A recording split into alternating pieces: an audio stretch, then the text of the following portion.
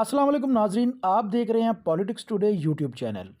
नाजरीन, आज की इस वीडियो में हम बात करेंगे कि पाकिस्तान की मौजूदा सूरत हाल को लेकर इंडिया क्या सोच रहा है और वो क्या प्लानिंग कर रहे हैं।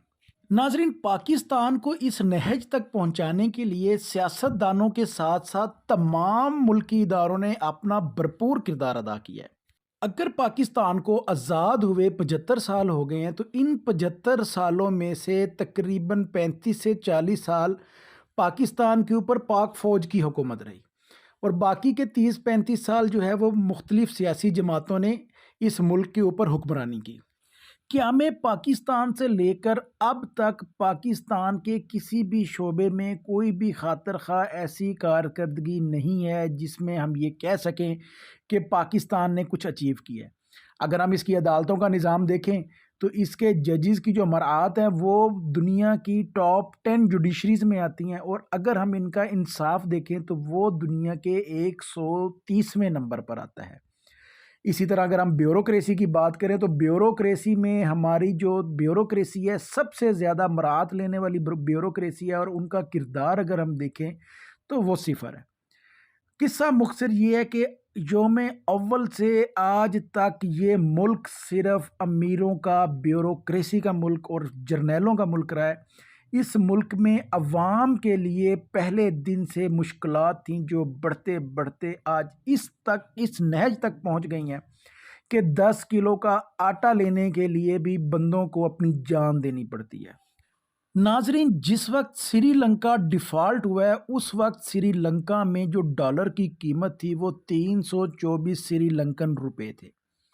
यानी कि जब 324 पे डॉलर पहुंचा है तो श्रीलंका डिफ़ॉल्ट कर गया। पाकिस्तान की जो इस टाइम इंटर बैंक में डॉलर की प्राइस है वो 270 रुपये है, जबकि ओपन मार्केट में डॉलर 290 रुपये पे ट्रेड हो रहा है।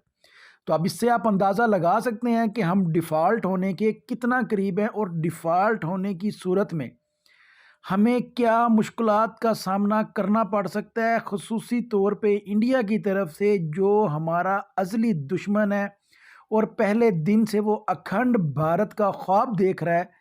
तो इंडिया इस बारे में क्या सोचता है, ये एक छोटा सा क्लिप मुलाहिज़ा फरमाएं। पाकिस्तान को नेक्स्ट 1 ईयर में 40 से 45 बिलियन डॉलर मिनिमम चाहिए और वो ज़रूरत ना अमेरिका पूरी कर सकता है ना वेस्ट पूरी कर सकता है और अरब्स भी पूरी नहीं कर सकते। ऑल्दो के सऊदी अरब वगैरह जो मदद कर भी पाते हैं तो फॉरेन रिज़र्व में रखने के लिए 2-3 बिलियन डॉलर दे देते हैं। यहाँ एक साल का खाली 40-45 बिलियन डॉलर है। तो उन्होंने कहा कि पाकिस्तान का इकोनॉमिक बैंकरप्सी होना लाजमी है, इकोनॉमिस्ट कह रहे थे। और उन्होंने कहा कि पाकिस्तान इकोनॉमिकली कोलैप्स तो करेगा ही और उसी कोलैप्स की सूरत में फिर मामलात सेट होंगे। और उसमें सोमालिया की मिसाल दे रहे थे कि सोमालिया में जिस तरह एक वॉरलॉर्ड्स का मैदान है, गवर्नमेंट का वहाँ पे कोई हाल नहीं है, इसी तरह फिर पाकिस्तान का होगा कि मुख्तलिफ़ इलाक़ों में जिसकी चौधराहट है वो अपना हिसाब किताब चलाएगा और पाकिस्तान में सरकार का एज सच कोई मेजर रोल रहेगा नहीं और ऐसे में इंटरवीन करेंगी सुपर पावर्स।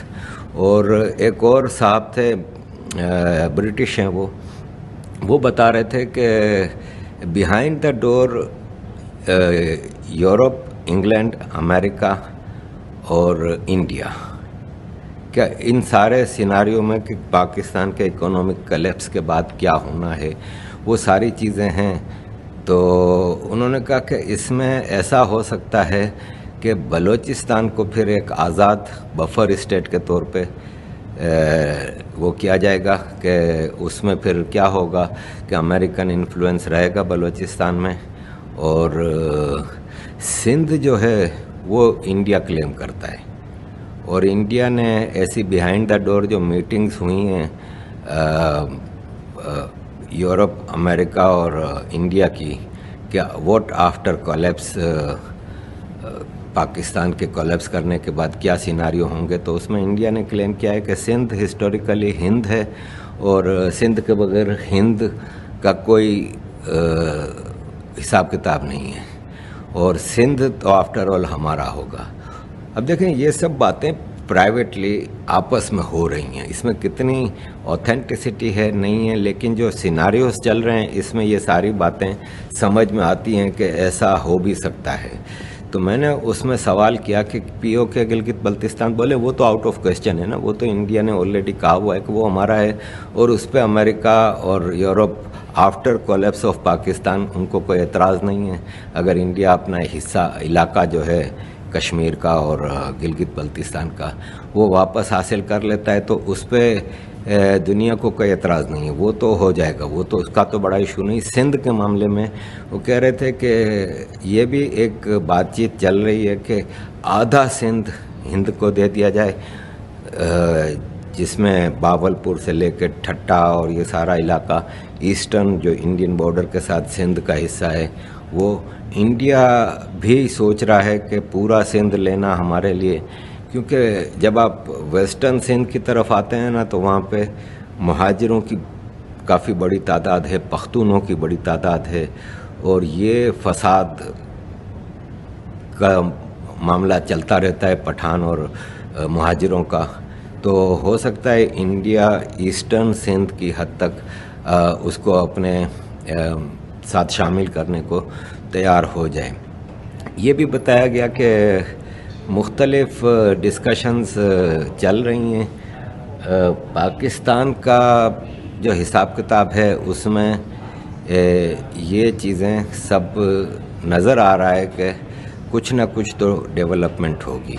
अब नाजरीन, आपने मुलाहिज़ा किया कि इंडियन जो इकोनॉमिस्ट हैं और जो इंडियन एंकर्स हैं और जो इंडियन मीडिया है और जो इंडियंस थिंक टैंक हैं वो पाकिस्तान के बारे में क्या सोच रहे हैं, और हमारी हुकूमत को और हमारी एजेंसियों को सिवाय सियासी मुखालफिन के बंदे उठाने और अपने इस नाजायज़ इक़्तिदार को तूल देने के अलावा और कोई काम नज़र नहीं आता। अल्लाह ताला से दुआ है कि अल्लाह ताला अर्ज़ पाक पर अपना ख़ास रहम फरमाए और हमारे लिए कोई ऐसे रास्ते अल्लाह पाक पैदा फरमाएं जिससे हम इस सियासी और मुआशी बहरान से निकल सकें और इस मुल्क में रहने वाले बासियों की जो ज़िंदगी है वो आसान हो सके। अपना और अपने इस चैनल का बहुत सा ख्याल रखें। अगली वीडियो तक के लिए अल्लाह हाफिज़।